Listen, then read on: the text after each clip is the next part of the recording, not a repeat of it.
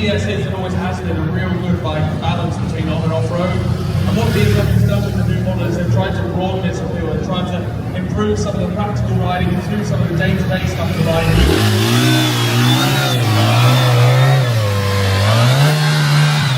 Make it better and burnouts, that was on the list as well. Thank you, Neil.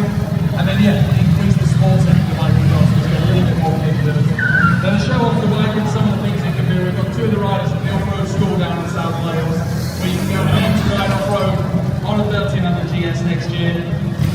We'll have a massive round of applause for our two riders, Ben Harvey and Neil Hawker. Good morning everyone. So there's been a massive hype about these bikes, and we got our hands on them on Friday morning and we were so excited. We don't bring them around here in the first gear, but already everything feels so familiar. We've ridden hours and hours and hours on the previous generations of GS, but this one we're excited to really start playing around on, and showing you what they're doing for. Unfortunately, Neil, will you stop interrupting? Sorry, carry on. Honestly, it's like a pair of children buzzing around the arena. Give me a minute. So, I've had the luck to be able to ride this thing quite a bit more than these two. A lot of miles on and off-road on it. And the first thing I want to say is it's still a GS. You know, I've spent hours and hours and hours riding all generations of GS. It still feels familiar. But there's so much that's changed. The more you ride it, the more improvements you notice. So first up, one of the things that I really use effort to do is to make the bike physically smaller, slim it down, slim the bodyboard down, make it more accessible, easier to ride. They've also trimmed a lot of weight, so if you're clumsy like Ben here, keeps dropping the bike every show, it's actually a lot easier to pick up than the old bike. So it's between 8 and 12 kilos lighter depending on the spec you go for, compared to the old model. Ben, is it light enough to pick up one-handed? Maybe not this time. A bit early for that, is it? Go on, give it a go. Oh, give him a round of applause, ladies and gentlemen. We've been bullying him, making it. There is Neil's the old one of the two. He doesn't bother doing that. He just does a nice balancing act down the end. Now, if you want to come in and have a go at picking one of these up, feeling the weight for yourself, doing some of the light handling exercises Neil's showing there, come and see us at the end of the show. Come and sign on with Patrick, who's hiding over there behind the raceway. Come and sign on, we'll get you in, you can do some of the moves. You can also try out the feature I'm going to talk about next. Now, one thing people quite often worry about with adventure bikes is being able to get their feet to the floor. Previously, BMW's offered a low chassis bike, which gives you better ground access, a little bit more confidence, but you take a small compromise on ride height and on handling to get there. This new model has an adaptive ride height system, so as you ride along in road mode, as you slow down, the bike will lower itself down 30 millimeters, 30 mil lower to the floor, giving it a lower centre of gravity, making it easier to manoeuvre, and also getting your feet to the floor easier. Then as you ride away, the bike lifts itself back up 30 mil, and you get all the handling benefits that come with a higher centre of gravity, and obviously more ground clearance off-road. Neil's going to do it in front of the camera, so you should be able to see it on the big screens up there. Ben's going to do it up on the top floor. So we're doing it manually here. So down, the back goes down first, then the front, and then fuse stick, we're up, down, up. And one of the weird side effects of this is you can actually now get your knee down stationary. It's Neil's new party trick. I bet he couldn't get his knee down in the arena. And he's proved me wrong. Neil, show us your party trick. It's early morning. We hear all the time people saying, oh, the bikes are too big, I'm too short. Well, actually, in low mode, there's an even lower seat as well. As long as you've got one thing on the floor and one thing on the bike, it doesn't matter. You can be knee-high to a grasshopper. It takes away those excuses. Completely useless car park but we do like seeing it. As the boys start riding around, one of the other really impressive features of this bike is the new active spring brake system. Now, the GS has had an active preload. The GS has had an active preload system for a good number of years now, which is where when you put hangers on, load up with luggage, the bike will reset its rear shock so you're sat at the same level. Now, on top of that, the bike now has an active spring brake. So there's a second spring inside the shock canister on the bike. So when you set it up in soft mode for touring, comfort, the bike's nice and compliant, it's softly sprung, gives you a nice ride. Also on slippery surfaces, that soft spring brake gives you a bit more feel, a bit more grip, a bit more confidence. And then when you change up into the dynamic riding modes, or you start riding more aggressively, the bike activates the second spring, so it gives the bike a stiffer spring brake. which makes everything a little bit more taut, a little bit more sporty. So when you're riding faster, riding harder, or doing big jumps off road, the bike stiffens itself up so that you get a different character from the bike, all built into the standard package. Now you notice the guys have just swapped onto two other bikes here. If you watch them as they go around, these are significantly higher. It's again another step up in what they've done with the GS. They've tried to extend its abilities, make it more capable of absolute nonsense like that. I just saw that in the corner of my eye. I think we've got a height limit in here, you're going to have to be careful. They've also got a really strong subguard, which is good when you go into better deal. Now, this bike, so these two bikes have got the sports suspension package. Again, unlike the old sports suspension, it's an adaptation of the adventurous suspension. This is a bespoke package that sets the bike higher in its long travel, but it's not as beneficial when you're doing off-road stuff. It makes the bike more agile, more nimble on the road, so it gives the whole bike a more sporty appeal. So if you're looking for a GS at the sportier end of the spectrum, the sports suspension is definitely the way to go. Now, you didn't get as high as Ben, sorry, it's not your meeting there. It's carrying a bit more weight there. So, the next thing I want to talk about is the rider range. This bike comes all on with a traction control, drive mode, lead sensitive ABS, lead sensitive traction control. Neil, one of your favourites is traction control. Can you talk us through on this one? This bike has a number system, that traction control is so good. So on a wet, wintry road, single track, with leaves on the floor, I'm an Enduro Pro now. Now, I'm going to turn the traction control on, and I'm going to be as hand-fisted as I like, no finesse. I'm just going to come out the corner and put the throttle to the start, halfway around the corner.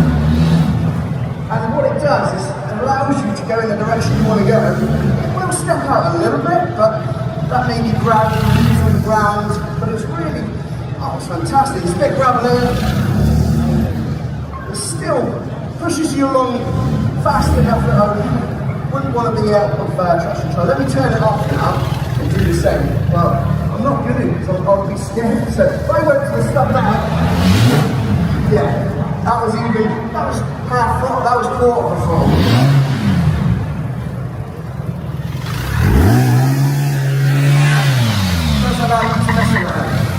It does give you the option of rolling around outside. So obviously the actual traction control system, having that enduro traction control that keeps the bike riding while controlling the traction, it doesn't just cut the power, it sort of drops it back and lets the bike find traction. When you're riding off-road, even on an adventure ride, you want to get up a lot of hills.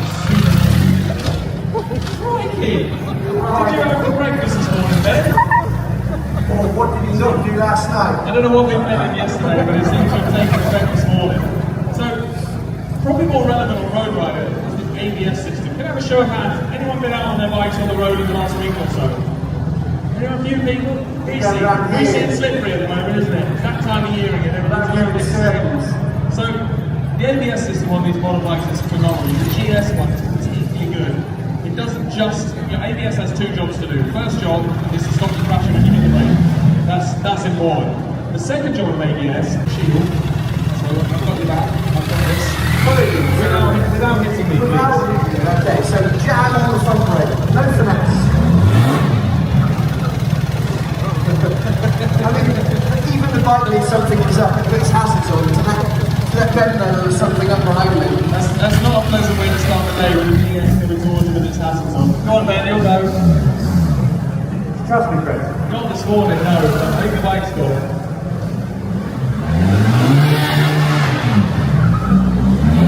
Right, that's quite enough of that. Very good. So, super effective ABS. We've always here an Enduro Promo, which turns the ABS off on the rear. Obviously, a 10-mile road dynamic approach with all types of service. Oh, level control right there. Now, the two bikes we're showing off here are the trophy edition bikes.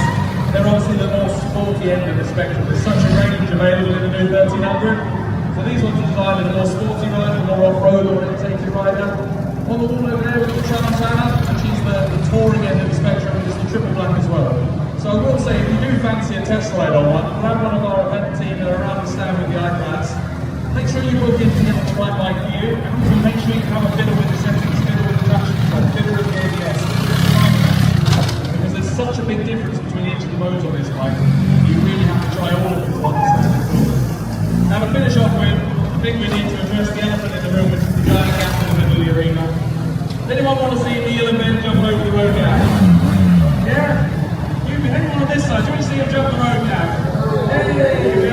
Good. Right, Neil, Ben, over to you. You get the difficult part. A nice big jump and then down. Fairly good emergency stop. Just take a step back. Please ignore the tyre marks on the wall. They've got something completely different to do with us. Let's have a go then, Neil. Definitely have no right doing all this stuff so well. It's, it's a testament to how good they are at the moment. So, a little gap jump in the morning, start of the morning. Ladies and gentlemen, let's have a round of applause for Neil Walker. The canyon gap. I'm a little bit nervous for Ben, he's been a bit excited this morning. Ben, remember you've got to stop at the other end, okay? Let's have one for Ben as well. Have the courage to stop, Chris. I'll tell you what, I wouldn't park there, Neil. Ladies and gentlemen, the Daredevil Stunt team on the GSs.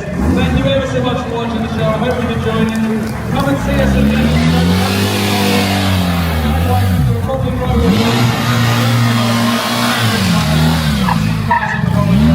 Have a fantastic day at the show. We'll see you next time. Bye.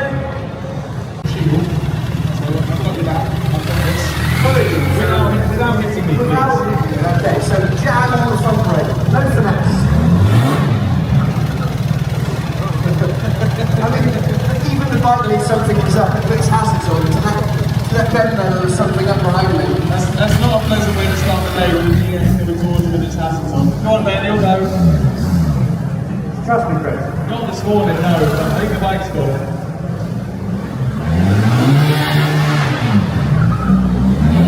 Right, that's quite enough of that. Very good. So, super effective ABS. We've always seen it in the Enduro Promo, which turns the ABS off on the rear. Obviously, a 10-mode road dynamic motor with all types of service. Oh, no one control maybe. Now, the two bikes are shown off here are the trophy edition bikes. They're obviously the more sporty end of the spectrum. There's such a range available in the new 1300. So these ones are designed as a more sporty rider, more off-road orientated rider. On the wall over there we've got Tramontana, which is the touring end of the spectrum, and it's the triple black as well. So I will say, if you do fancy a test ride on one, grab one of our event team that are around the stand with the iPads. Make sure you look in to get the right bike for you, and also make sure you have a fiddle with the settings, fiddle with the traction control, fiddle with the ABS. Because there's such a big difference between each of the modes on this bike, you really have to try all of them once. Now to finish off with, I think we need to address the elephant in the room, which is the giant gap in the middle of the arena. Does anyone want to see Neil and Ben jump over the road gap? Yeah? Anyone on this side, do you want to see him jump the road gap? Hey, we are away, good. Right, Neil, Ben, over to you, you get the difficult part. A nice big jump and then down. Fairly good emergency stop, just take a step back. Please ignore the tyre marks on the wall, they've got something completely different to do with us. Let's have a go then, Neil. Definitely have no right doing all this stuff so well. It's, it's a testament to how good they are at the moment. So, a little gap jump in the morning, start of the morning. Ladies and gentlemen, let's have a round of applause for Neil Walker. The canyon gap. I'm a little bit nervous for Ben, he's been a bit excited this morning. Ben, remember you've got to stop at the other end, okay? Let's have one for Ben as well. Have the courage to stop, Chris. I'll tell you what, I wouldn't park there, Neil. Ladies and gentlemen, the Daredevil Stunt team on the GSs. Thank you ever so much for watching the show. I hope you've enjoyed it. Come and see us again.